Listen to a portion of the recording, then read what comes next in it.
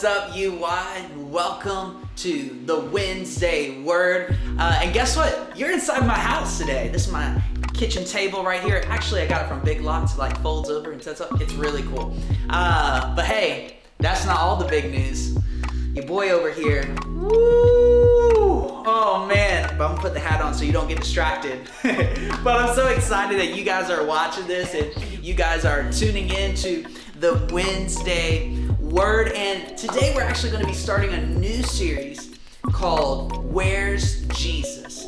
Where's Jesus? Have you guys ever been to, maybe you were at the dentist or the doctor's office and you saw one of those books and it was one of the Where's Waldo books? And I don't know about you, but I would always get one of those books and I would be trying to find Waldo because that was the objective. Waldo would be hidden. He's in a distinct outfit, but yet he's surrounded by tons of people, tons of different objects, where it made it very difficult to find Waldo. But yet Waldo was always in the picture. You just had to find him. And as we're starting this series called Where's Jesus? Man, this series is all about finding Jesus in your story.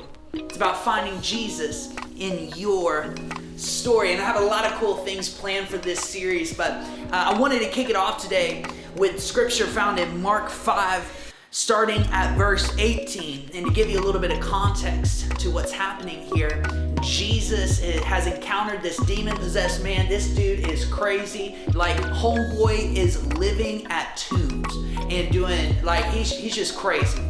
And Jesus has healed him.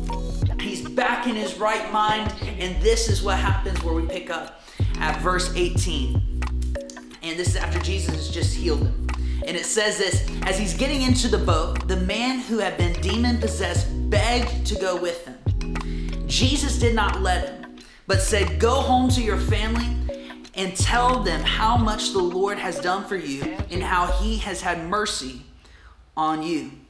So the man went away and began to tell in the Decapolis, the city where he's from, the 10 cities, how much Jesus had done for him. And all the people were amazed. Of course, this man's just had a really, really crazy moment.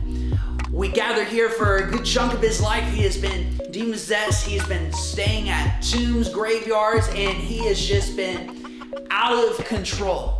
Jesus comes along, heals him, and helps provide healing in that area where we read that he cast out the demons into some pigs. Like, really crazy stuff. If you want to read the story, read it in Mark 5. It's amazing. But I found something interesting here.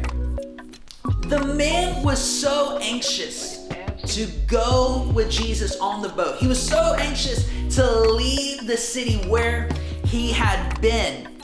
But Jesus told him something different than he wanted to hear. He said, "Go home."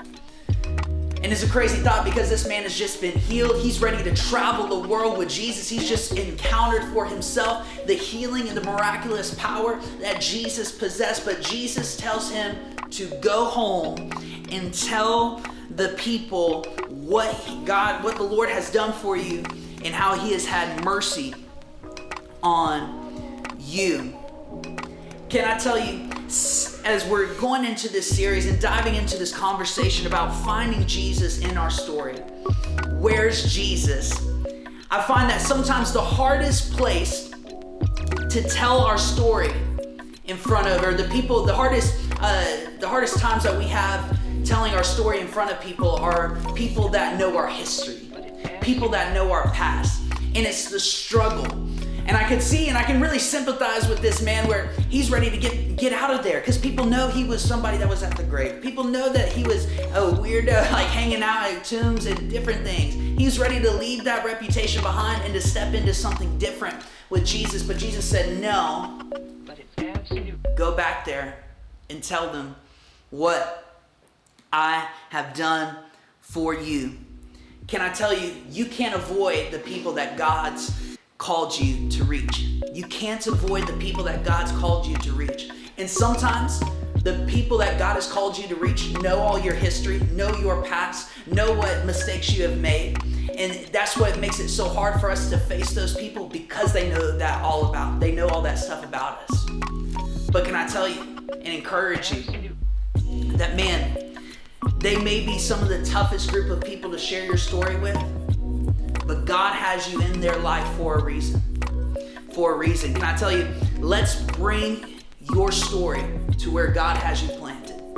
Let's bring your story to where God has you planted.